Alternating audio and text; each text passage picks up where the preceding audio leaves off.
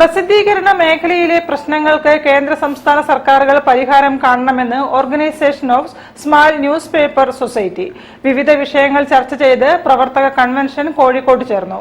ജില്ലാ വാർത്തകൾ bureau chief V Sanjeev ഉൾപ്പെടെയുള്ളവർ വിവിധ മേഖലകളിലെ മികവിന് പുരസ്കാരങ്ങൾ ഏറ്റുവാങ്ങി.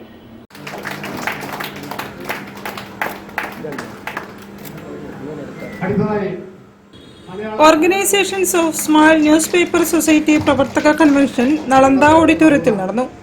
സബ് ജഡ്ജ് MP ഷൈജൽ ഉദ്ഘാടനം ചെയ്തു.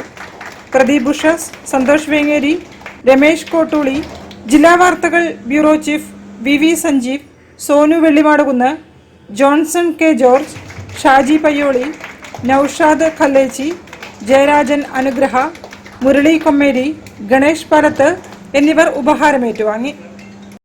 കുതിരവട്ടത്ത് ഒറ്റ പോസ്റ്റ് നിർത്തലാക്കിയപ്പോൾ അവിടെയുള്ള 478 മാനസിക രോഗികളുടെ മുടിവെട്ടാൻ ആളില്ലാത്ത സാഹചര്യം വന്ന വാർത്ത മാതൃഭൂമി പുറത്തുവിട്ടപ്പോൾ കോഴിക്കോട് ജില്ലാ നിയമസേവന അതോറിറ്റി ഇടപെടുകയും കേസ് രജിസ്റ്റർ ചെയ്യുകയും DHSനെയൊക്കെ കക്ഷി ചേർക്കുകയും ആ അദാലത്തിലെ തീരുമാനപ്രകാരം ബാർബറുടെ പോസ്റ്റ് അവിടെ പുനഃസ്ഥാപിക്കുകയും കഴിഞ്ഞ ആഴ്ച അവിടെ ഇന്റർവ്യൂ നടക്കുകയും ചെയ്തു.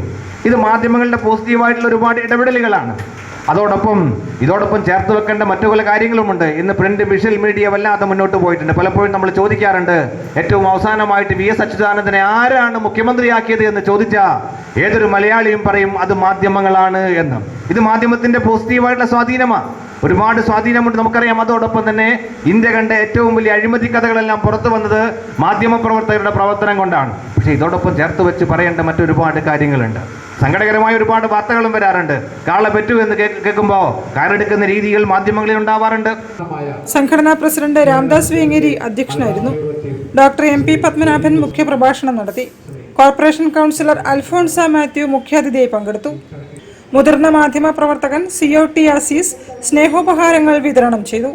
KP വിജയകുമാർ മെമ്പർഷിപ്പ് വിതരണം നടത്തി.